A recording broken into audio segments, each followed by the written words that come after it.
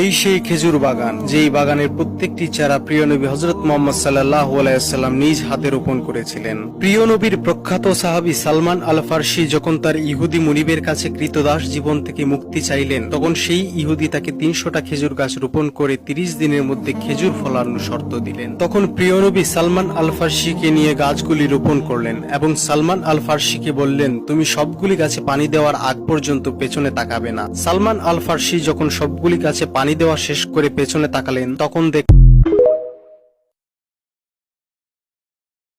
এই সেই খেজুর বাগান, যেই বাগানের প্রত্যেকটি চারা প্রিয় নবী হযরত মুহাম্মদ সাল্লাল্লাহু আলাইহি ওয়াসাল্লাম নিজ হাতে রোপণ করেছিলেন। প্রিয় নবীর প্রখ্যাত সাহাবী সালমান আল ফারসি যখন তার ইহুদি মুনিবের কাছে কৃতদাস জীবন থেকে মুক্তি চাইলেন, তখন সেই ইহুদি তাকে ৩০০টা খেজুর গাছ রোপণ করে ৩০ দিনের মধ্যে খেজুর ফলানোর শর্ত দিলেন। তখন প্রিয় নবী সালমান আল ফারসিকে নিয়ে গাছগুলি রোপণ করলেন এবং সালমান আল ফারসিকে বললেন, তুমি সবগুলি গাছে পানি দেওয়ার আগ পর্যন্ত পেছনে তাকাবে না। সালমান আল ফারসি যখন সবগুলি গাছে পানি দেওয়া শেষ করে পেছনে তাকালেন, তখন